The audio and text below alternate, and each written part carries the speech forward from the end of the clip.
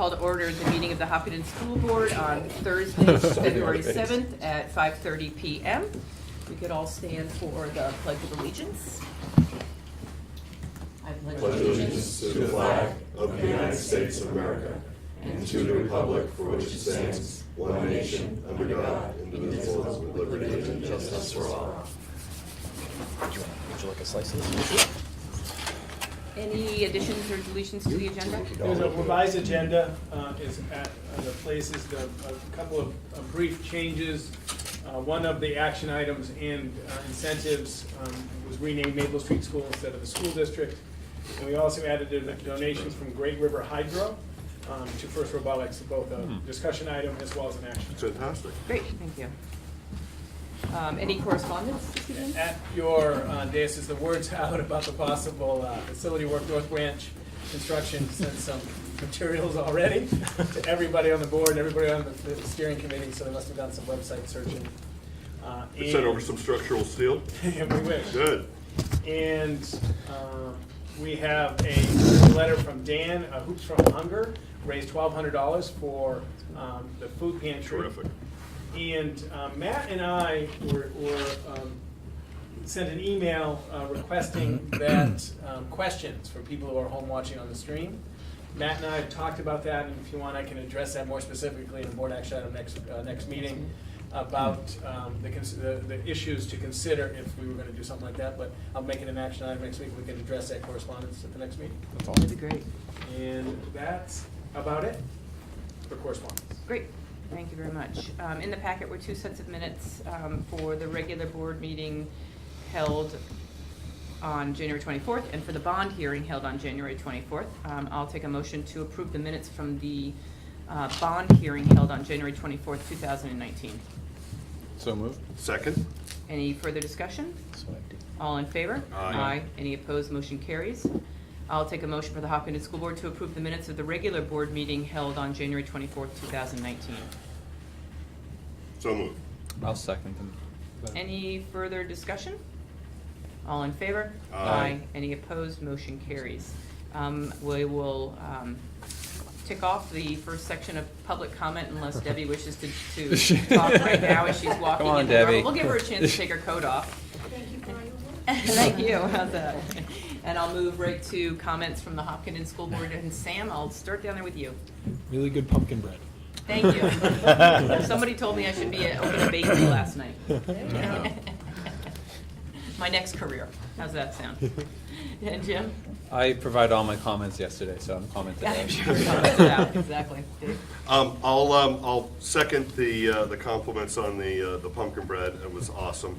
I'm disappointed that the budget committee failed to recognize the critical importance of a facility project and did vote it up 6-3.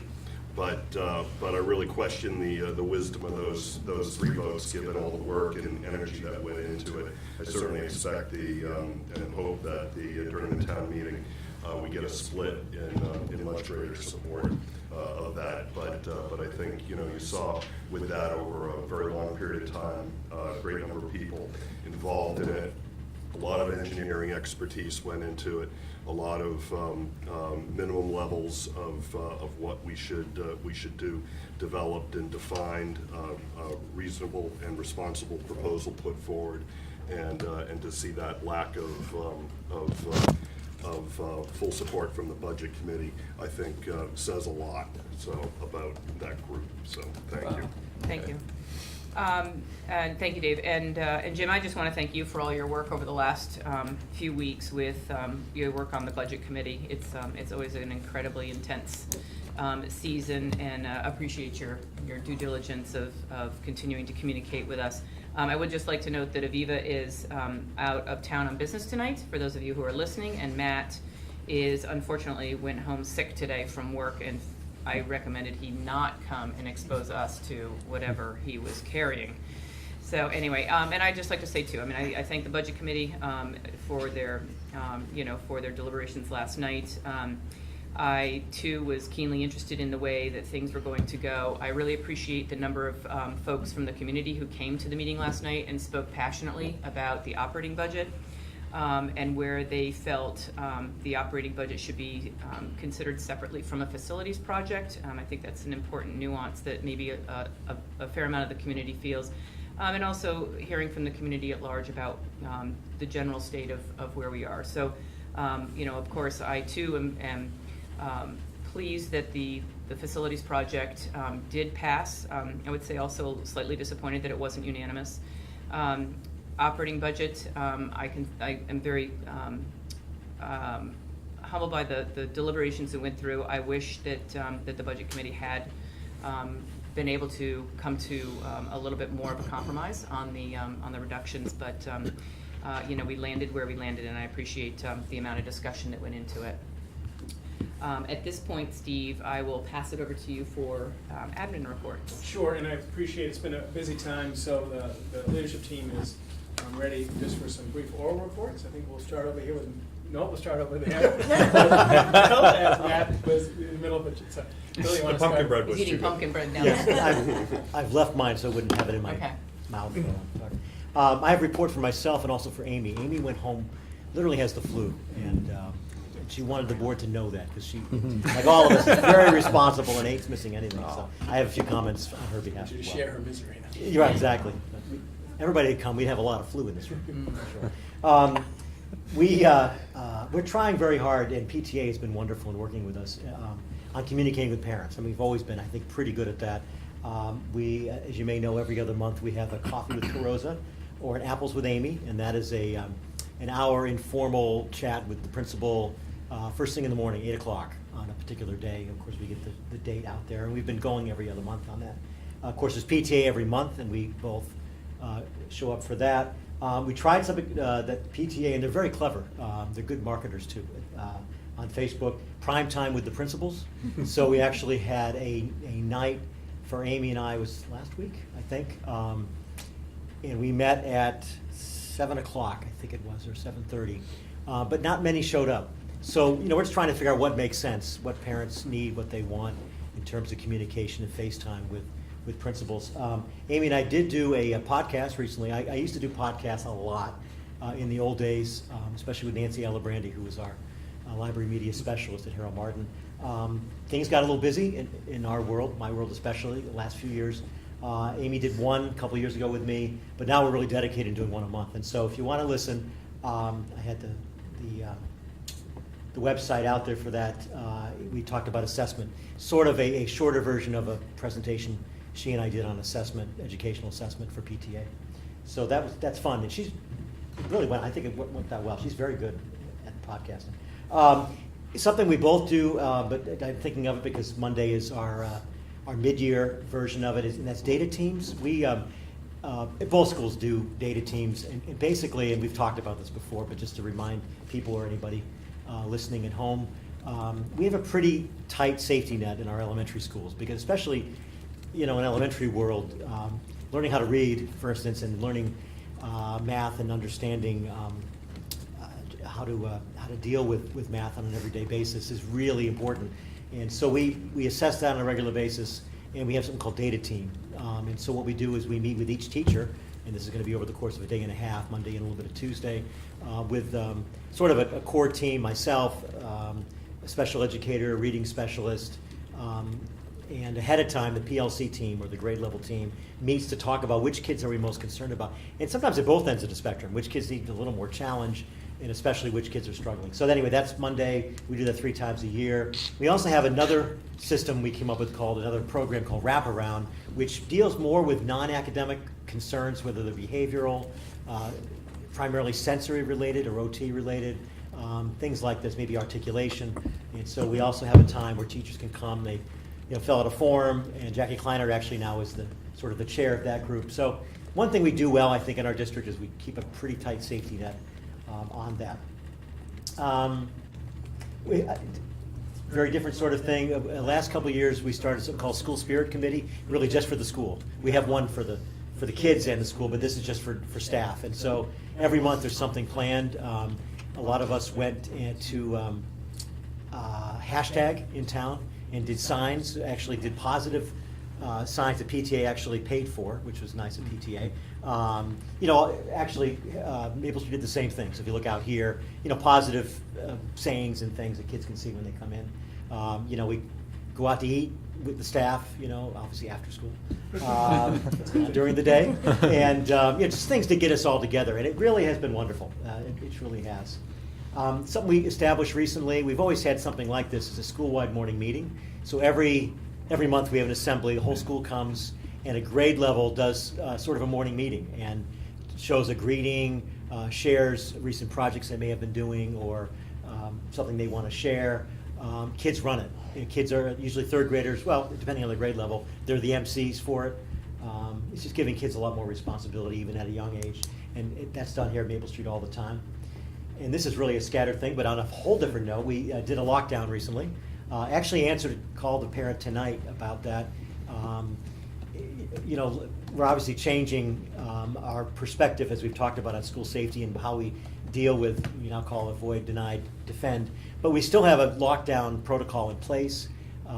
We tell the kids at the lower level a lot of times that could be an animal in the building, which actually is probably more likely than anything else. Deer comes in the building or something like that, and so we have a lockdown situation. I had a question from a parent tonight about that. She's actually a teacher in Bedford, and so we had a really nice discussion about how they do things in Bedford versus us. We also, and last thing I'll say, from Harold Martin, on May 16th we have evacuation drill. We do that every other year. We go to St. Andrews, to their beautiful spot.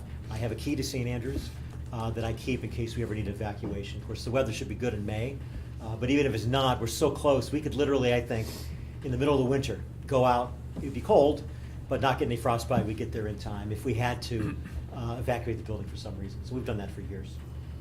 Any questions on Harold Martin?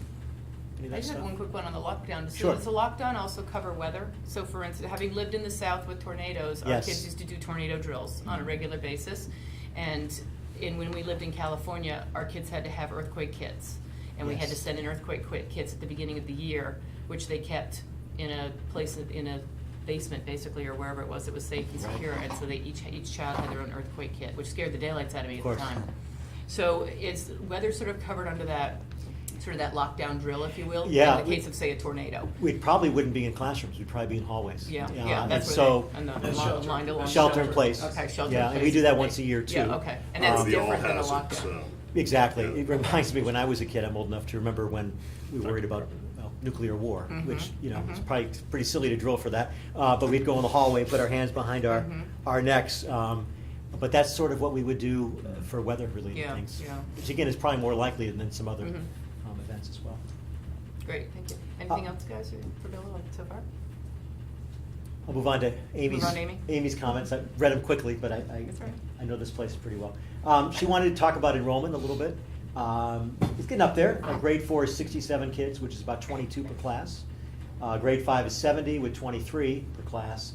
And grade 6 at 19, 20 per class. So good numbers, but anyway, robust anyway. She wanted to mention, of course, we had an unexpected no school day here, as you know, based on a water main issue.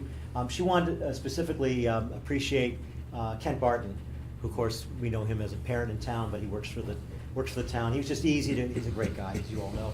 Great to collaborate with, and he was very proactive in working with Maple Street, so she wanted to thank him. Maple Street, and Harold Martin does this too, donates to the food pantry, and they have a committee here. I'm sure it's evolving with kids. And peanut butter and jelly is the theme for January for that. Grade 4, this is the State House next week. That's a tradition that's been going on forever. I know Dave likes to be there if he can.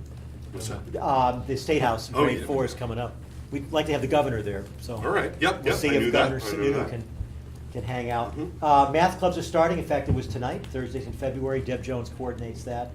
Steve and I have done that from time to time. Chess, Clue, cribbage, things like that. And of course, truly one of the biggest events of the year and largest amount of kids involved is their PAC, the Performing Arts Club, which is grade 5. Michelle Bickford and Kim Sink do an incredible job, and that meets Wednesdays in March. Just about every kid in this building is involved, it seems like, involved in some after school, or whether it's band, chorus, PAC, math club, and like the high school too. I mean, I don't know what your percentage is of kids in sports and Oh, it's high. It's Over very high. 60%. So I think that's very Hopkinton-esque, for kids to be involved, not just in their, 8 to 3 day, but also after school. So, anything I can pass along to Amy for you? So, Any questions for Bill for you? Great. thank you. Thank you. Chris, you're up. Okay. It continues to be a busy time of year for us, especially around special education and working on transition meetings and within our guidance department. We are getting ready to move into the course registration season, if you will, where our school counselors will be going into the 8th grade classrooms to start and then go into 9th, 10th, and 11th grade classrooms to start working on their course selections for high school. That's a busy time of year. There's a lot of information that we share with our students, and then that moves into our program of studies night, which is scheduled for March 11th. It's a Monday evening. So this is a busy time of year just around that piece. And Rebecca will begin working on the scheduling component of that for the master schedule, as well as those course registrations start to come in and we start to see those numbers. And once we see what our student selections are, I'll start working with our department chairs for section allocations as well. So that's a busy time for me working with them and trying to figure out what sections will run and what won't run based on those student selections. So that's a busy time of year. We're also going to be going into our economics classes to start registering our juniors for the SAT, which is the state mandated test. So that will take 3 days in the building. We're going to try something new in taking that, the SAT online. So we have randomly selected which students will take which section, which session. So over April 9th, 10th, and 11th, we'll be testing those students in our school. Where in the past we've done it either at St. Andrews or another place in town here, but it's just our junior class and our classes are growing. We just can't afford to do that anymore because of the logistics. So we're going to try something new, trying this online. So this will be an interesting adventure for us, but we're excited. Corinne LaJoy and Danielle Meserve and the entire guidance staff have been working hard just to get that set up. And then, we're looking forward to have Amanda Santoro back. As you know, she's been on maternity. When she gets back, she'll be firing up with preparing to register our students for the AP testing. So May's busy with that as well. So a lot of assessment on, on the forefront here for us coming up. So we're looking forward to kind of getting into that, but it's a busy time of year for our juniors of the SAT, and many of our sophomores, juniors, and seniors who are getting ready to fire up with AP exams. So it's a busy time of year. It's a busy time of year for both Rebecca and I, as well as we're firing up with our summative evaluations for teachers. So we're well into that as well, and it's always nice to see what our teachers have been working on. A lot of hard work by our teachers to grow professionally and learn more about their craft. Our teachers really work hard, I think, to look for ways to continually improve. So I'm always excited this time of year to have a chance to read what they've been working on, see the progress that they've made, and make comment on that, and then as well through the walkthrough process see that in action. So we'll continue to work on that as well. As you may have heard Steve talk about, the district's been involved with the GROW grant and working on becoming more of a trauma-sensitive school. In talking with Corinne, I'm excited to talk about having Brenda Quinn, who I think we all know works here in town as a counselor, has done some wonderful work with families in this town, is highly respected. We're going to have her come in April, I want to say like April 9th and April 8th and 9th, I think. Where she'll be working with just the 9th and 10th graders and then the 11th and 12th graders to talk about, how do we, attack some of the issues around anxiety and depression, and what are some of the signs, and how can we support ourselves and maybe our friends who we see who are struggling with some of those issues. So I'm excited to see some of that work come together and how we are going to continue to support some of those students. In the next couple weeks, we're excited to host another Winter Carnival. It's always a big event in the high school. So I was at Student Council the other day, and again, they're continuing to plan some wonderful events that really are inclusive of everybody. So if you're not a soccer person and aren't, you're not interested involved with the soccer games or the basketball games or volleyball games, there's video game. There's going to be a video game competition. There's Uno. If you hear there's poker, I can guarantee you there's not gambling. They're playing with just chips and fun and points for their class, not for money. So maybe I'll get in on that. I don't know. So just a lot going on. This is just a real busy season. Sometimes I'm asked, when does it slow down? And it just doesn't. We're just full steam ahead. I think if you ask Sam, he's probably looking forward to graduation. And the next 3 months are going to fly by for our seniors. Just excited for the next several months here as we got a lot of work ahead of us, but looking forward to what's coming up. Rebecca and I have already started talking about our building goals for next year, which is, I don't know that I've ever started in February talking about our building goals, but that's exciting, just to start thinking about what it is we can focus on next year.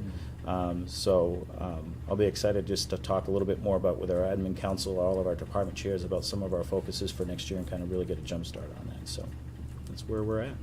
Any questions for Chris? There's a lot going on. Yes, there is. I'd just like to pass on that I got some really positive feedback from some parents on the amount of information and work that the guidance department is doing to really educate parents on the college search or after high school Yeah. search process. Yeah. They were really, it was a parent of a 9th grader even, and really pleased Oh. with the amount of, they were coming in for their oldest. Yep. Coming into it, and so they were really pleased with the information that they received, that, very early on, and the opportunities to go in and hear more and learn more about financial aid and things like Oh, that, nice. which is, Yeah. I think it's tremendous. It opens up, I think, a lot of discussion for options. Yes, They it learned a does, lot yeah. on what is out there and what possibilities are there for the students after high school. Yeah, Not just college, but other things too. I worked at Concord High School, but not in the capacity I work here. So maybe I'm a little biased, but I really do believe we have one of the finest guidance departments in the state. The work that Corinne does and Amanda has done, and the work that Danielle Meserve has been doing to kind of pick up the pieces with Amanda being out, as well as continuing with the school to career and ELO internships and all the work that she is doing there. I have a lot of pride in our guidance department because our students are able to experience some things that I know I didn't have a chance to experience. Mm-hmm. Just through the internship and ELO opportunities are just phenomenal. Yeah, just exposure, it's great. Yeah. Sam, is it weird not picking courses? A little bit. A little bit? No, and I'd like to sort of just sort of jump on that with regards to guidance and ELOs, but I really do appreciate all the effort that Mrs. Meserve has really put into this over the years and really developed that program. I know that long before I got on the school board, I had student interns when we had the tech company in Concord, and I remember at least 2 Foties coming in interning for us over those years. But it's really grown into a very, very successful ELO program, and her leadership as a not only the ELO coordinator for Hopkinton, but also regionally, really has a lot to do with, I think, how that program has really taken off across the state. And she actually did come along with her colleague regional leaders to the ELO network. to speak with the legislature last week. That was last week, yeah. Last week, Colby was there for it. Oh, nice. as well. Malcolm, yeah. Yeah, Colby Malcolm. Yeah. And he also spoke to it, as did a number of other students from schools around the state. I mean, a handful of students from Sure. schools around the state. So it was very good. Mel said it was probably the best program he's ever seen. wow. In his 4 terms. So it was really good. And then on the middle school front, the entire 8th grade yesterday, was today, Thursday, the days are blending together. On Wednesday, Pam Moskal did her annual religious, I call it the Religious Summit, where she brings in different representatives from different religions, and those students had in my opinion, I know Steve had a chance to sit in, I had a chance to sit on on the keynote speaker. Just a wonderful opportunity for them just to hear some different views, especially in a time where we're really working on being accepting of everybody. So Pam's done a nice job with that and continuing that as well. So a lot going on. Mr. Stone, how's the pumpkin bread? Very good. I'm happy to give a report on that. No, I just had a couple of items I wanted to update the board on. One is that we've been notified that we're eligible for some federal funding under Title IV, which includes, I think they're calling it the whole student approach. So one of the things that we're looking at to do with that funding is some pilot projects with a combination art and music project and technology project, where we're looking at some hardware that could be multi-purpose, both for some computer graphics, as well as Bridget is very interested in some composition software and sort of classroom control where students can be practicing individually and the teacher can sort of move between stations and give feedback in a live session. So you really have a much greater ability for the student. And because it's all electronic, the student can just listen to their own feed and you don't necessarily fill an entire room with the cacophony of a whole bunch of people playing. So really exciting software and hardware that we're trying to get some funding for at pilot and see if we can make that work in a future budget. And then Steve had asked that I just give a little update on some of the live streaming that has been happening. I know it's been fairly well received, I think. So hopefully the feedback has been good. We're typically getting between 10 and 20 people for most of our events live, and then a couple hundred views is pretty much our typical response afterwards. So, and talking with Neil, that's sort of on the high end of what the town is seeing on some of the select board. So that was good to hear. But, certainly the last budget hearing where the board decided on a budget, the public bond hearing, and then last night's meeting have been the most popular by far so far. So, I think the last person signed out tonight, though, so I guess everyone's a little burned out. That might have been Ben right before he came over. In his car listening. Yeah. It's Matt at home. It was. I'm not a huge fan of the setup here. Sorry. Oh. I might have to move. I can't look at anybody. That was pretty good, 400 people. Yeah, that's true. It's not good for the short girls seat over there. It's okay. Matt, thank you. That's pretty good. Well, let's see. It's been such I feel like I can't remember the last time we gave a board report that wasn't part of sort of the whole budget process. So I was trying to recap and think about all the things that have happened recently. We did last week get the survey results from our annual parental involvement in special education survey from the state. There's 50 items on that survey. We had 42 items, which parents largely agreed were happening in our district, which is a really high number. There were 8 areas of designated improvement, but they all focus around a similar theme, which is not always common and is kind of reassuring, which is basically about providing more opportunities for families to connect with each other, and also for family training and parent workshops and community resources. And I think that's something that from the very start, at least since I've been here, is something that Steve and I have talked about, trying to build that base for parents and for families. So that was a really nice kind of validation for that, and that'll be a focus for our department, I think, over the next year or so, is to try to build up those kinds of resources for families. I've had 2 separate meetings with people from the community who do not have students who get student services in the schools over the last month, who are just really genuinely interested in trying to understand student services and kind of the impact that that has on all of our buildings and programs. So that's been actually really nice conversations to have with people, and it's been really appreciated to see that kind of interest, I think, in what's happening in our schools with the student services perspective. Tonight is the last night of our current series for Unified Basketball that's been happening here, and I wanted to take a minute to thank Steve and also Holly Sharon, who's a special ed teacher and coordinator at the high school, and Lance Whitehead for putting that together and for really giving a lot of time to that program and getting it off the ground. And I know Dave's been part of those conversations as well about the upcoming sort of series and activities for the spring.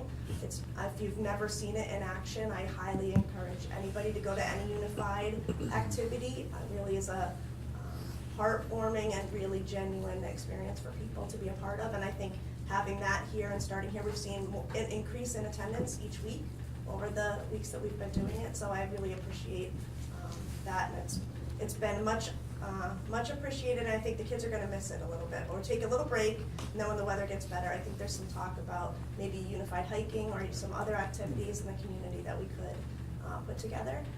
If you have any ideas or anybody else wants to bring any, send them along. And then starting next week, I'll be taking representatives from each department at each school, the special ed department, to a 2-day series, 1 day in February and 1 in March, on specially designed instruction, and looking at our district practices and doing an audit of our district practices in terms of academic, social emotional learning, and behavioral instruction, in terms of what we're doing in each building for really targeted, specialized instruction in those areas. Where are we similar, where are we different, where there might be some alignment and some room to grow. And we'll be able to talk to other districts about their service delivery models and ours, and kind of learn from each other about how to really make sure that we're providing that targeted instruction that students need in those areas. And as Chris mentioned, we're starting already to talk about next year. There's a lot of transition meetings that are happening between the buildings, both grade to grade and building to building for students. And believe it or not, we're starting to put together our thoughts for summer programming and what our needs might be in student services. And that's always sort of a bit of an undertaking to start that in February, but we're hoping to have a pretty good skeleton of that all lined up and ready to kind of put forth right after April break, so that we can have all the hiring done pretty early in the year. Questions for Chris? Sounds great, thank you. Thank you. That's my science. Michelle, you want to give an update besides the budget numbers and Yeah, stuff? so as we've all been busy with the budget, I mean, obviously that's been a big focus on my department, as well as tax forms are another big, so January is a big month for that as well. The performance contract is winding down. We're actually meeting next week with Siemens to kind of figure out where we are with the process. As well as a lot of the security project has been done. There's still pieces of it. And it was kind of exciting today when we were at leadership team about us kind of talking about the protocol and how we're gonna roll out now the badges and things like that, and for future hires, how we handle things and who gets access 24/7. And so I'll be working with Bill Caruso, the facility director, and obviously Matt as well, to make sure that that all can get done in a reasonable amount of time, you know, sooner than later, and just taking in what we talked about today, and soon Steve will be able to give an update on the date that we think that we would be able to have that all done. The other item, Jim wasn't on the board when we had this, but in April, a couple of years ago, we had a New Hampshire retirement audit. Mainly a lot of the items that pertained to employees and maybe getting money back because something was considered retirement eligible, but it wasn't. Those have been done since the very beginning, after we had that.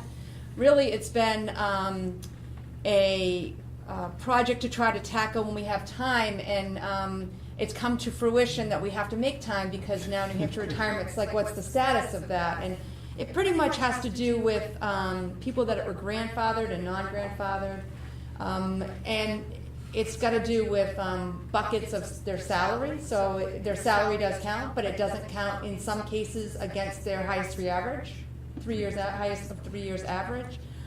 So it's doing that from January 1st of 2012 until when we had the audit done. So that's a huge project, along with our other day-to-day stuff that we're trying to get in, so that we don't have a letter from the New Hampshire Retirement System saying that we have a drop-dead date. They haven't given us one, and they haven't really said anything with that, but I figure a first letter is probably that we should give it more of a effort on our part, so that's pretty much it. questions. Yeah, I have just a question on the security grant, and if I remember correctly, we still have some money left in the grant. We haven't spent it all. I'm just curious. I mean, I'm assuming you guys have been thinking about other uses for the rest of those dollars. I'm just sort of curious. I'm not asking for an answer tonight. No, but- no, and actually we can give you one because we actually have been, and we actually there was something we have in for Harold Martin that we're still waiting on funding for, and we thought maybe because we did have extra money that would be an easy thing for them. Because we didn't ask for it in the original proposal, we could not ask for anything. Like we were thinking of lots of different things, but because it was not part of our original grant proposal, it was access controls and security cameras. That's the only thing the state is allowing us to do. We did expand because of the bid, we did a lot more doors.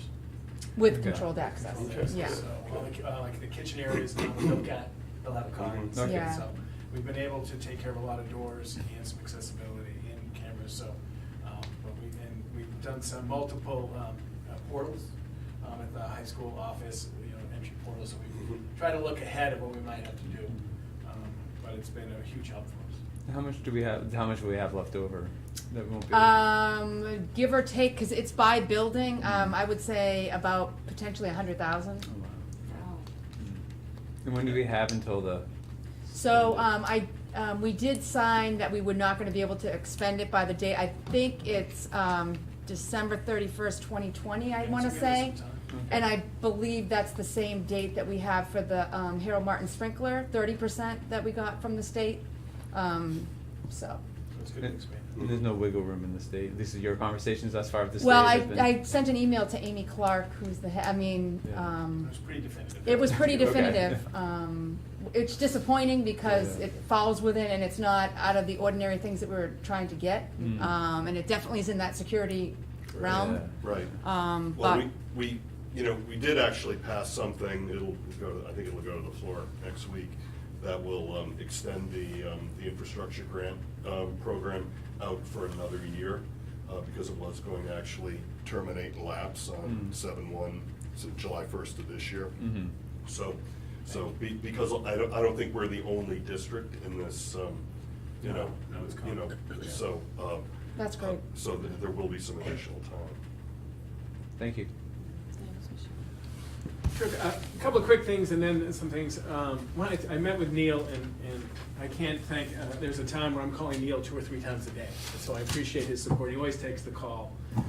But one of the things he let me know this week, that all the circumstances around the gun range is over. The gun range isn't gonna be there, the land's been sold, that's an issue, has been closed. I heard the gentleman's starting another business. I can't remember what it is right now. A country store. Is it a country? I thought it was, That's what I it was heard. furniture. I heard it was a country store, but Oh. maybe it's a country furniture store. It could be a country. I don't know why I'm thinking furniture. but- There was a time, I know there was a lot of work for the selectmen, a little work for us, so I appreciate that. When, as Bill talked about Amy's report and working with Kent regarding the water piece, I really tried to support families, working with Chris Eman from the Boys and Girls Club about still running the after-school program for the students at Harold. We were able to do that, and as in that discussion, he let me know that the Boys and Girls Club has been sold. Mm. So it was nice to talk with him about that. One of the things that has been a long project, a long game, I started my second year as superintendent, and it's really got a lot of energy, is the Hopkinton Public Schools Foundation. They have adopted the transformation of our libraries to Library Learning Common project, working with 3 extraordinary librarians, library media specialists, including universal design, flexible modern spacing. What you're gonna see is some really extraordinary stuff, and that's gonna be the marquee fundraiser. It's gonna be pretty cool. Everybody's really excited about that. I'd like to thank members of the leadership team, Becky, Bill, Michelle, and Aviva for the senior lunch last week. There really is something about sitting down, breaking bread, preparing, and sitting with people and talking. Bill and I got a chance to see an old friend, R.P. Saunders. I talked about R.P. quite a bit. We actually had a picture taken, it was up on the website, with Mac Merrill. He I was saw there.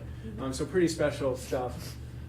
That notion of breaking bread, Rebecca's Gagnon can't be here tonight, she's doing Poetry Out Loud, but one of the things, we had a meeting with a family and a student, and one of the personalized approaches that she's taking with the student is there every week or every other week, she's cooking a meal with the student, he goes home and helps the family.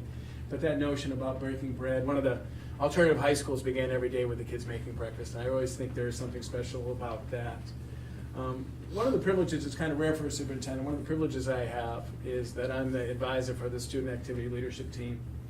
And that's SALT, and it's a group we've been working on substance use peak performance and stuff. And we've got a Just Dance video dance contest coming up to raise some money and have a substance-free, a wonderful night. And today they were doing posters. And so the kids were doing publicity posters and all be stamped. They know about the stamp.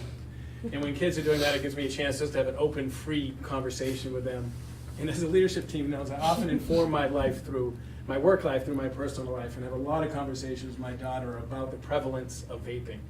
And I know Arlene McGrath and Rebecca and Chris are into this, so I had a chance to talk with youngsters about 35 minutes about what they see. And it is alarming. It's connected to my oldest son, my son who's at Keene. One of the things that Keene has done is they passed an ordinance that you can't sell, it has to be 21 to buy. And maybe, Liz and I spoke briefly about doing it in focus, and maybe we can look at a comprehensive issue, because the 18 piece is, something we could think about maybe in Hop. And Jim, I don't know how the ordinances work, but maybe we could do a comprehensive piece. And I just think it's just something that's pretty prevalent going on, not just in Hop, not just regionally, but nationally with the marketing. But it was a wonderful conversation. I think it's for sales, not possession. I think it is Yeah, for sales. sales. That's right, Mhm. yeah. There was a story on that. Right, there was, yeah. Harold French is opposed. So there's something we can look at there. One of the things that I've done this year that has been really a pleasure is to work a little bit on leadership development with the leadership team. And once a quarter, we all go for a walk. The SEU office said we pick a building, we walk the building, and I walk with the building administrators, and we do a pretty thorough walk of the building. Great opportunity just to chat and see things and talk about what Bill will see or Chris will see through my eyes, what are the strengths, areas of work, from facility issue to instructional choices. I've so appreciated the time to walk buildings with people, Matt, and say, what are we seeing about integration? It gives a great chance for Michelle, who gets to see the implementation of all the budget stuff. I think that's been a great thing. One of the things that I'm really excited about, and I had a chance to read about another district that has established micro-credentials as we are. They get some national attention, but we are really, I think you'll see in the next negotiation, this notion of how to prepare and provide opportunities for career advancement without administration goals for our staff. Leadership team has embraced this notion. We're beginning with the foundation of a micro-credential in mindfulness. We have a staff member who's embedded, who's working with students, right now, we organized a course. But I really think that Hopkinton has a chance to lead statewide in developing an in-house micro-credential and an innovative piece like mindfulness. Steve, can you explain a micro-credential to me? Sure. So one of the struggles with teacher advancement, and I faced this when I was a teacher, is there's not a lot of pathways to advancement. You either go department head. My choices when I was in Hollis Brookline, department head or administration. A lot of teachers are ready for new challenges and for greater influence, but they don't want to lead a department and they don't want to go into administration. So a micro-credential, for us, we're defining this as a focused, high-quality professional learning in a concentrated area that supports district goals. So we have a teacher who took the first mindfulness course, who's been working on some mindfulness coaching, and it has been, and Dave knows, this actually came up in a discussion we went to the workshop, about how to provide some extra resources. So it's a specialized training in an area that supports district goals. And she's facilitating, and frankly, and I talked to Dan Houston, who's helping us develop a list of quality experiences that would really be with efficacy to a micro-credential. And I get a feeling we'll be the first district anywhere to do a micro-credential in mindfulness. But it's a little bit selfish, as people know, it's something off my plate, something I'm passionate about, but I don't have the time to focus to the movement. So it's really a passion that I have shared with a staff member who is moving this forward. Saw her, this class started yesterday. You wouldn't believe how excited. We'll be taking the second level course. It's a repeat of the first level. But it's really good stuff. One of the funny, and this leadership team, I have very few secrets from the leadership team. A couple years ago, I tried to take the ISCS 200 certification watching the Patriots game. Didn't pass. But I finally did pass the incident command system, so Chief Yale and Chief McCoy were very happy. But, as Michelle knows, I was caught up in the shutdown because they wouldn't process my test until the shutdown of the website got funded, so I had to delay. But yes, I have everybody certified, the ISCS 200. Bill and I and the Harold Martin staff attended the Stop with Lead training this week. And people know, time is the currency of school improvement. When you give up 60 hours, because we had 60 staff members for an hour, of training. You know, I was a skeptic about the applicability of Stop the Bleed. I worked with, but it was high quality training. It was expandable much more, you know, to regular recess, to as Chris in the high schools had the experience with woodshop or any significant piece. And I thought it was great training. It was great to do that. One last thing. I sent a letter to Blaine Davis. Jim, hopefully you'll get it as in your other role, and Liz will get it, thanking Clough for their immediate supportive action on January 14th, the day that we had a very cold day. There were some oil pieces and some bleeding stuff, bleeding in the lines. With a phone call, we had Clough Oil there, very quickly giving us oil, and they also sent a tech to help us get the boilers online. That's great. Michelle and I often talk about how, you know, we understand the importance of honoring local vendors, and this really opened my eyes that within a 20-minute call, we can get a number of resources here. And if we had a vendor that wasn't our way, I probably wouldn't have had school that day, and people know in this room I really like to have school. So Blaine Davis and Clough has been extraordinary, a great experience for me to understand not just the value of the bid, but the value of the service for the local vendor. And so I'm learning all the time in this piece. And that's it for me. Happy to answer any questions. It's great to hear. Any questions for Steve? Thank you very much for My pleasure. Some great everything. developments there. Yeah. Yeah, it's some fun stuff. Yeah. Good stuff. Awesome. You want to continue on Sure, with the we'll items? fire up. Really, the next is FY20 budget. Obviously, this aspect of the agenda was created before last night, but there's been 2 budget meetings in between our last board meeting. Jim, I don't know if you want to talk briefly about January 3rd, and we can go right into February 6th and the transition of those 2 meetings. You know, I think I was fortunate not to be at the January 30th budget. Oh, that's right. meeting. I know. apologize. No, it's quite all right. But January 30 was the vote to send to the Yeah. to the public hearing, and that was the night. At that moment, they felt in a vote. Michelle, do you remember the number? 6-3. 6-4. That night was a $421,000 reduction. There was always discussion about all in and how much and what percentage. It was a long meeting, about 4 hours of good discussion. Aviva did great. Liz, you stuck it up for the meeting as well. That From Mexico. Oh, you were in Mexico, right? Was it just us? But I streamed it in Mexico. Yeah. It does work internationally. I thought you were there. No. It was a long meeting. That slid We should have taken to credit for being there. last night, and they opened up. You want to just begin where they opened up with a different number from the public? Yeah, sure. So last night, pretty good attendance from the public. I would say there's probably 100 people. I mean, give or Yeah, take that's 100 pretty people. So they opened up with a different number. They opened up with a $441,000 reduction, and that was, I don't know what was said at the meeting because I wasn't there on the 30th, but that was the intention, I think, of where they came in. So there was a lot of discussion. I think a lot of great comments from the public on all sides. I think it was a good conversation across the board. There was, so after the public meeting, or after the public hearing portion of it, when the budget committee came back, a member who was sitting here, Debbie, offered an amendment or a reduction to the budget that was less than what was offered was recommended by the school board. I think of about $250,000. I think that was Debbie's proposal. There wasn't a vote taken on that amendment, but I think it was clear from the comments around the table that it was going to fail. And so at that point, Ken Traum offered up whether or not if there was consensus or at least a conversation around another compromise that was still less than the reduction that was brought forward by the budget committee.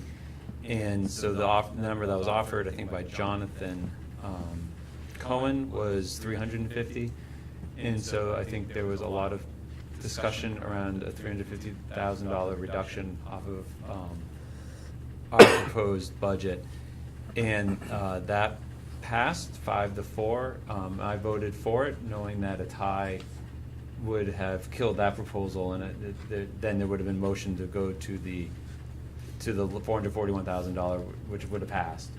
I think the committee without a doubt. So that passed. The $350,000 reduction passed on a 5-4 vote. And then we went through, you know, the rest of the warrant, which you can see on this sheet that was handed out to it. None of the other votes were close. I think there was many votes, actually, I'm not sure any votes were unanimous, but they're mostly 8-1 votes.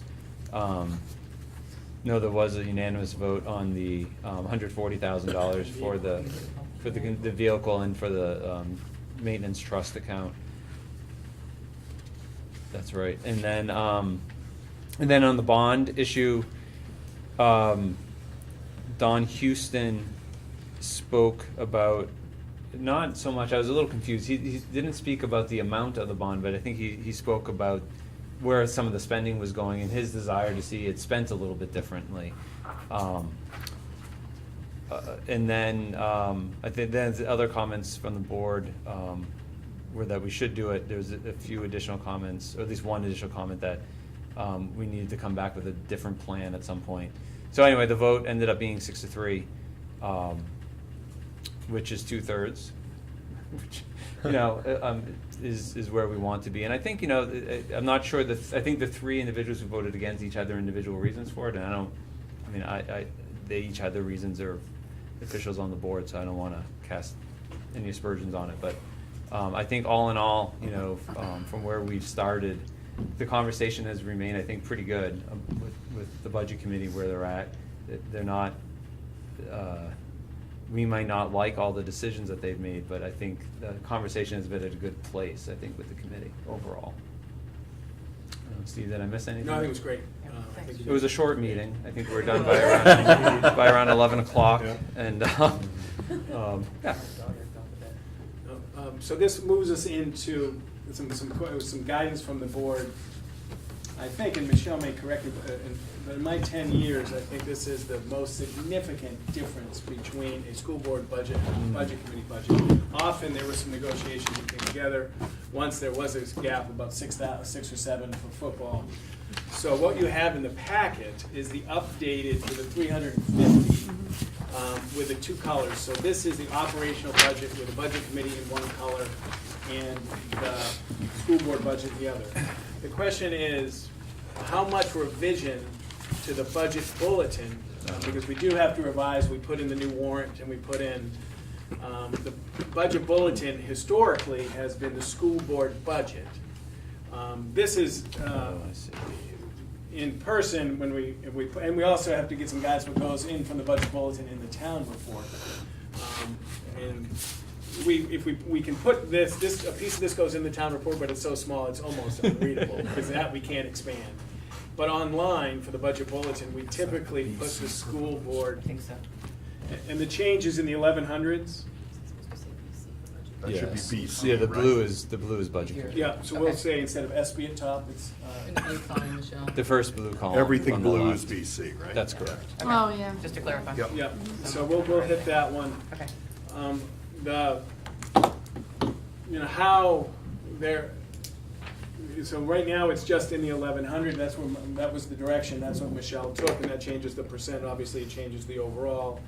I'm not sure what kind of revision would you like, and the budget bulletin actually is a very important document to me because it is the historical record. I use it, throughout the years. Mhm. Throughout the year, I go back in when I need some information. Thoughts on how would you like to revise? What we did in the packet last night, everything said very specifically school board budget. That's right. Any thoughts on how you would like us to revise the budget bulletin to include this or any other changes? Because we haven't gone through and changed the expenses or anything. So, Steve, correct me if I'm wrong, but the only changes to the budget, the only section here that has changes from what was voted on last night is the instructional programs, right? It's That's the 1100. correct. That's it. And so if we were gonna make changes to the budget bulletin, it would just be in that section for 1100. And I'm just wondering if there's somewhere in there to just note, this budget committee's recommended reduction of $350,000 just in this one section. 'Cause at this point, that's where I guess their Well, recommendation they is to indicated take. that last night. Right, but our choice as a school board can be to take it from Right. anywhere else, but I think I mean, that's where they put it, so. Where did they put it? It's in the instructional, yeah, I mean, that was, All right. so that would be, I guess, my recommendation if we're going to amend it. Just look for any, that just say 1100 line and attach it It's, somewhere. and just, even just as a note, just say, you know, the budget committee's recommended budget reduces this section by, Mhm. I mean, that would be the honest way to do it, that's what they say. Regular education programs by $350,000. Television, $350,000. pay. Yeah. Okay? Yeah. Does that make sense? I mean, Yeah, it But what does. about like the total pages, like, not this one, but, like the one that kind of tells you salaries are this, benefits are this, you know, and all that, which the total comes up with ours, should everywhere where the $20 million number appear, should there be some reference to that the budget committee is $350,000 less? Yeah, I- I think that starts to. Yeah, I wouldn't So it's over, complicated. yeah. Yeah, no, I wouldn't just- overdo I- it, I- but- Just whatever direction you want to make Right, sure. I don't mind, I don't care, I just, we've honestly never had this. yeah. So drastically different. Yeah, So, well, I think the problem is, you know, if we're providing information to the voters for what they're gonna be voting on, being clear on what the budget committee's recommended, it just seems like that's probably in our interest to do, as well as the public's interest, so and whatever, it seems like we should include it, whatever, but we don't wanna make it so complicated. It's hard, but if all we have is our budget,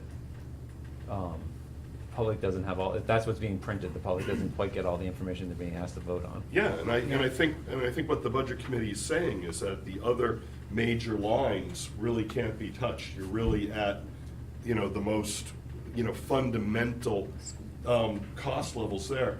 But regular education was $350,000 too high. That's what the budget committee is saying. So when we, probably when we meet next, and then when we're all meeting in March, that the impact of those cuts should be completely related to regular education lines. Yeah. And which leads me to the sort of the next piece, and we can swing back around to make sure we're really clear with Steve and Michelle Yeah. about how to reflect that budget bulletin. Yeah.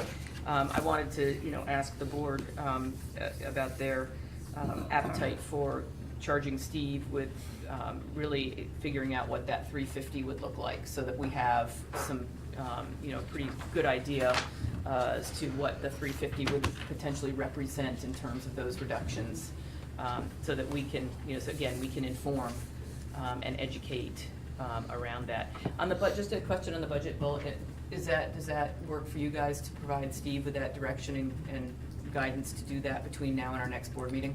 I think it's the right thing to do.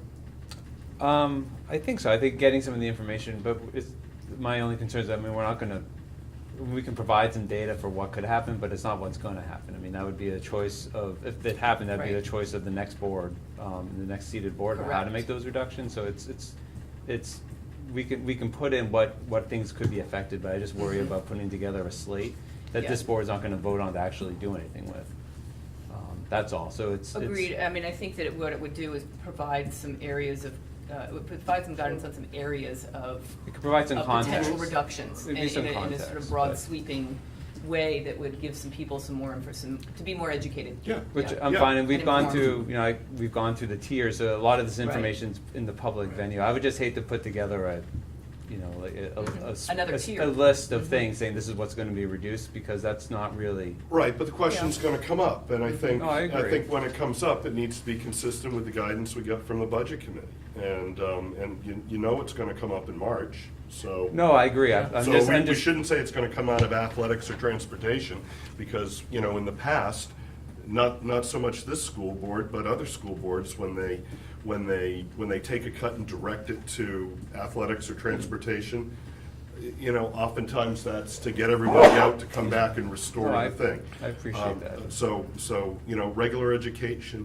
is a much more sort of, you know, everybody understands what, you know, soccer and football and field hockey are. But when you're talking about, you know, physics E&M, or you're talking about advanced math, or you're talking about something, you know, US history honors, it's a little bit. no, I just, I guess I'm trying to get to, like, are we gonna have a laundry list of things that we say we're gonna reduce? Because I'm just not sure that's choice. So anyway, Maybe let's, that's- let's see what I list think- comes yeah. next. Yeah, and I we think can go having from a, there. having a potential impact, and I would call it potential, because you're right. You I'm just throwing don't out my know for caution sure. flag. Yeah, no, I agree. And I think the only other caution I have about this is that when what I heard from the budget committee was that regular education was, but I guess I'm a Yeah. little hesitant, and this is just, again, this is just my Yeah. hesitancy, that by reflecting it on this spreadsheet in this way is, I don't want to hamstring the ability of the administration to make the right reductions if it passes in areas that may not be under 1,100. Is that? Yeah, So that- because that's fair. what was on those tiers were a lot of things that don't fall under 1,100 that still are on those. If that is the direction, again, everything's still sort of very gray, but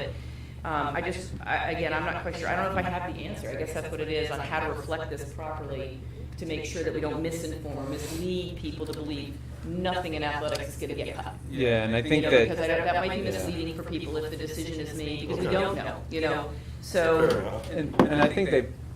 I don't think I don't they think need that- just 1,100. Yeah, I think they it's a put it, general comment. they put it in 1,100 because it's the largest section. It was, for them, it was, The least impact overall of the overall right. budget, and that's what my impression was too. So, I'm not sure if I have the answer. I guess that's not very helpful, is it? As far as making sure we don't mislead with That's this, right. and is there, Michelle, my only thought is, in the budget bulletin, which I think you're referring to sort of the support pages to the overall budget, if there's a way just to reflect it as a placeholder at the bottom of That's what I was thinking, it's like a the page page, instead there. of tearing apart the existing Right. yeah. page that's been created for ours, but at the bottom in bold, that there is a reduction. The thing is, it goes to the same thing. If we do that on the 1,100 page, are we putting ourselves at risk for misleading? Yeah, that's true too. Should we just do it I on the don't know. total page? You I could guess just do it Yeah, on just the the total total page. page, That might be where to do it. instead of dismantling, the spreadsheet. Yeah.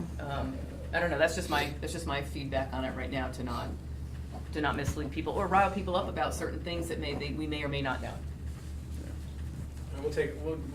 I'm not How's that for helpful, I'm guidance? sorry. No, I think it's the direction we want. We know what we want, but yeah, we want to. I'm just making it muddier. And leadership team, we met today. Obviously we've anticipated answering that question on how to Yeah. do it in our, what we believe is least impactful for kids. But yes, it is general, and there's so many moving parts that the moving That's parts right. today are different than 2 weeks from today, and certainly after 3 the months from course now. registration. So Yeah. based on what we know now, we'll make some scenarios for the board in 2 weeks, and we'll see what it goes. But being honest with that, answer that question is of course the priority. Mm-hmm, Thank you. yeah, thank you. Thank you, this does help. So in your packet is a I got copy of it. the MS-27 form that's based on the 350 number that the budget committee signed last night. And there's also a copy of the warrant. This is the updated warrant, including the new number from the budget committee. And Tom Barry reviewed the warrant, and he really suggested that we had a very clear action item about including the tallies on all articles, not just the operating. So you'll see another action item, just so Tom, we have that record that the board will vote tonight to include the tally on all articles. It was a little bit ambiguous before, and he just said if you could clear that up for any future, that would be beneficial to the district. So that is an action item tonight, and you'll see on all the articles, you with me, about the board vote, and it just is safer. Okay. And we appreciate that. And Jim, for you, it's March 6th, if you could present at Rotary, typically, actually, we assign articles, we'll do that at the next meeting, we'll sign articles and seconds and all this stuff, because Donna will build the program Bible, if you will. But typically, you'll take care of the operating budget, and then typically we run through a dry run with Rotary, as I know you've done before on the town side, but if you can make it that day and present and get some feedback from Rotary, that would be great. And then we have our second senior lunch, where we talk, we don't go through a presentation or anything, but just remind them of the school district meeting, sit and break bread, and talk with them on March 6th. So Steve, I can do the Rotary, I can't do the senior lunch No that day. problem. But, we usually do table tents, right? We do elevator cards, table tents, and we'll have all that stuff in the next meeting and the meeting after we present that stuff. Everybody okay? Mhm. I might be able to, I'll try to move something around so I can do senior lunch and be there the whole time Nice. too, which And I'll be at Rotary. And at the too, next Jim, so- meeting, Okay. we'll assign, and even if you're not present, we do take food. So if you want to drop off with like rolls, and we'll assign the salad, Just let me- rolls, yeah. beans. I'll make pumpkin bread. Awesome. I'll make takeout pizza. Today is, going back to last year's, I typically review last year's agendas to make sure we are, so this is the beginning of every meeting update on kindergarten. Because kindergarten is a highly variable piece of us right now. Just to refresh everybody's memory, there are 4 kindergartens in the budget. We have a projection where 4 is a value. Today, we have 46 youngsters planned for kindergarten. We had 2 in the last 2 days. So where are we? Typically, Bill and I fight it out a little bit, but we typically are 53. If all things said and done on a typical budget year, we're about 53, 54. We push to that's our line of demarcation. So we monitor this. What Bill did, and I appreciate his initiative because I don't know if he's trying to get ahead of the pool that we do, but he has gone through and with some support, looked at every family and see siblings and register them, like almost advanced register. So we have a strong 46, and we have all the Emerson.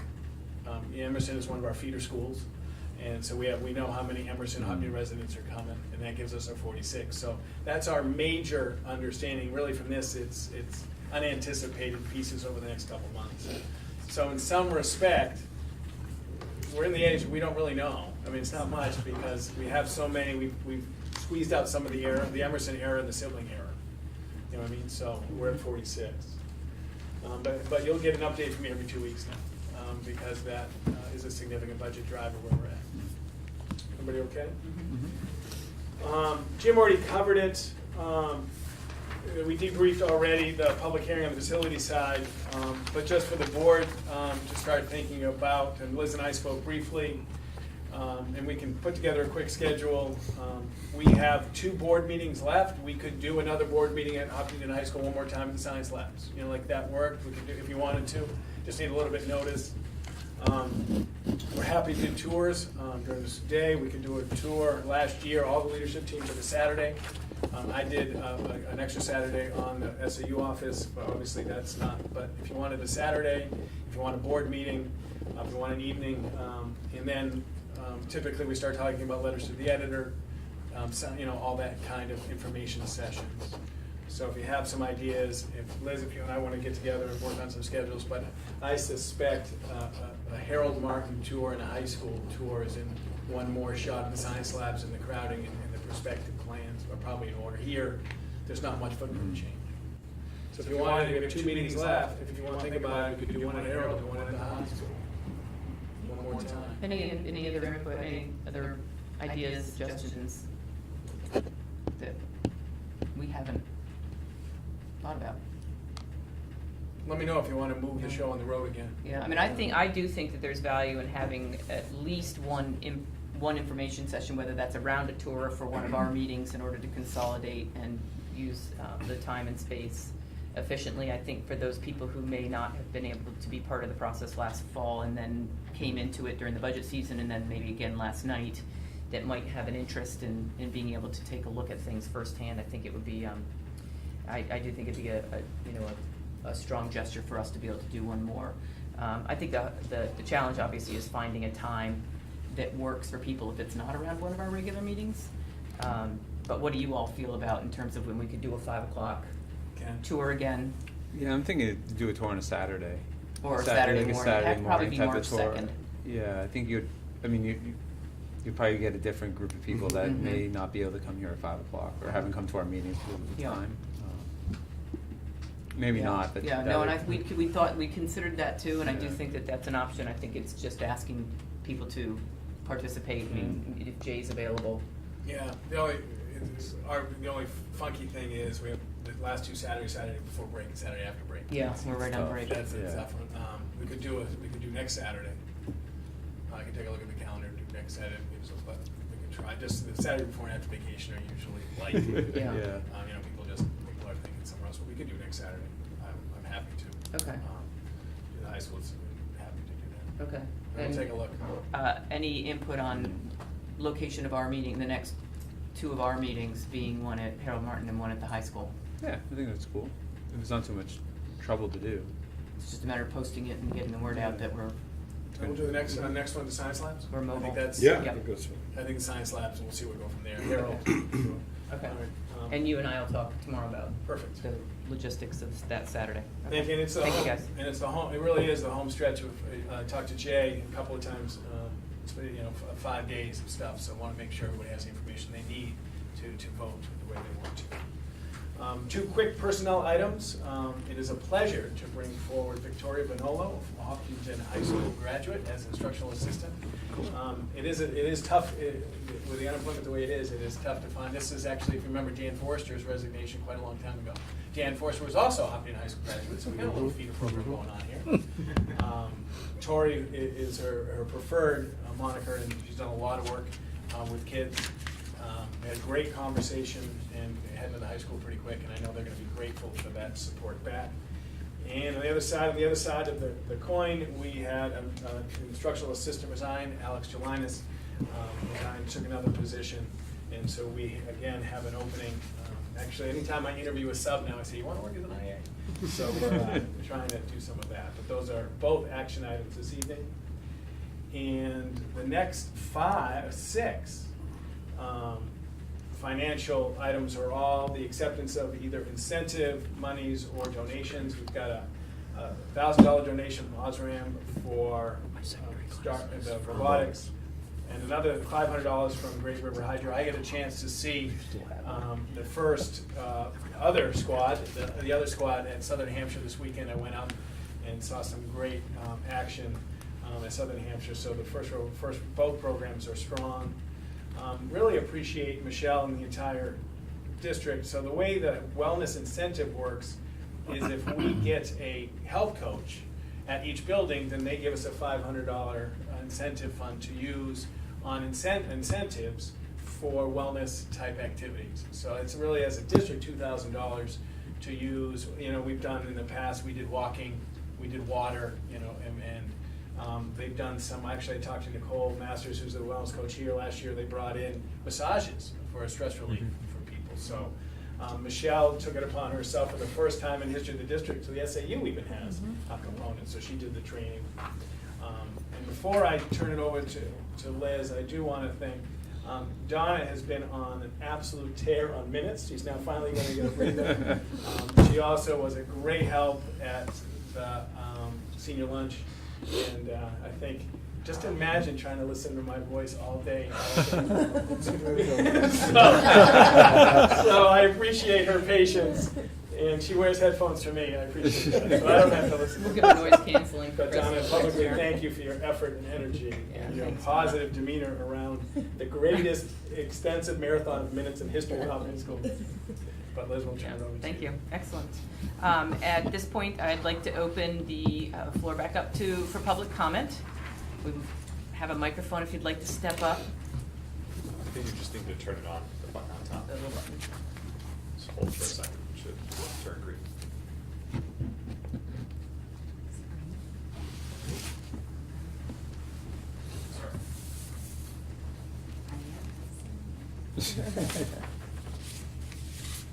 You're good. Debbie Norris, 74 Autumn Ridge Road in Kentucky. And I was just wondering if it's possible to at least request that the school board take a look at not just the 1100 area, but also possibly some of the smaller maintenance areas, which I know was part of my proposal to get to the 250. And possibly, some of the smaller new curriculum items that were also on the list versus some of the educational programs. And I would appreciate that so that we're not cutting into educational programs, but I thank you. Thank you. Anybody else? What's that? I'll do a feel-good comment. Which is probably fitting after last night, which was feel-good as well. Also. My 2 boys both graduated from IEPs before moving on to middle school, and much thanks to Principal Carosa for that, and lots of others. The team that worked with both boys, Lincoln and Harrison, were amazing. And we're so grateful for all of the work that was put in to get them to where they are today. They've both made honor roll going forward in middle school. And today, I'm trying not to get emotional, but today Lincoln came home. He's a very shy kid and said, "Dad, I just want you to know I was asked, they're being asked to choose their classes for 9th grade. He's an 8th grader. And he said, I was asked to sign up for honors history, which for a parent, that's pretty amazing from where they came from. So I just want to say thank you for all the support that you give the team and where they've come from. And this district has meant everything to us.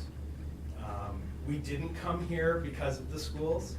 We did because of an old house that we tried to save in town. But it's just been an incredible benefit and resource for our family, and I want you to know that. So thank you. Thank you for sharing. Anybody else? All set? Great. We will move on. There's a long list of dates there for everyone to put into their calendars. I will take a motion for the Hopkinton School Board to support the inclusion of the tally vote for all articles on the Hopkinton School District warrant. So moved. Second. Any further discussion? Thank you for checking on that, Steve. All in favor? Aye. Any opposed? Motion carries. I'll take a motion for the Hopkinton School Board to approve the March 9th, 2019 warrant as presented. So moved. Second. Any further discussion? All in favor? Aye. Any opposed? Motion carries. Take a motion for the Hopkinton School Board to accept the superintendent's nomination of Victoria Bonolo, instructional assistant, HMHS, effective date determined by the superintendent of schools, pending final approval of the superintendent of schools. So moved. Second. Any further discussion? All in favor? Aye. Any opposed? Motion carries. Take a motion for the Hopkinton School Board to approve the superintendent's recommendation to accept Maple Street School instructional assistant Alex Jelina's resignation effective January 29th, 2019. So moved. Second. Any further discussion? All in favor? Aye. Any opposed? Motion carries. I'll take a motion for the Hopkinton School Board to accept the superintendent's recommendation to accept a $1,000 donation from Osram for HMHS John Stark Robotics Team. So moved. Second. Any further discussion? And many thanks to Osram. All in favor? Aye. Any opposed? Motion carries. Take a motion for the Hopkinton School Board to accept the superintendent's recommendation to accept a $500 wellness incentive from Health Trust for Harold Martin School. So moved. Second. Any further discussion? All in favor? Aye. Any opposed? Motion carries. Take a motion for the Hopkinton School Board to accept the superintendent's recommendation to accept a $500 wellness incentive from Health Trust for the SAU office. So moved. Second. Any further discussion? All in favor? Aye. Any opposed? Motion carries. Take a motion for the Hopkinton School Board to accept the superintendent's recommendation to accept a $500 wellness incentive from Health Trust for Hopkinton Middle School. So moved. Second. Any further discussion? All in favor? Aye. Any opposed? Motion carries. Take a motion for the Hopkinton School Board to accept the superintendent's recommendation to accept a $500 wellness incentive from Health Trust for Maple Street School. So moved. Second. Any further discussion? All in favor? Aye. Any opposed? Motion carries. I'll take a motion for the Hopkins School Board to accept the superintendent's recommendation to accept a $500 donation from Great River Hydro LLC in the amount of $500 for Hopkinton High School John Stark First Robotics. So moved. Second. Any further discussion? And thank you again to all those who have helped to bring on board the sponsors for robotics.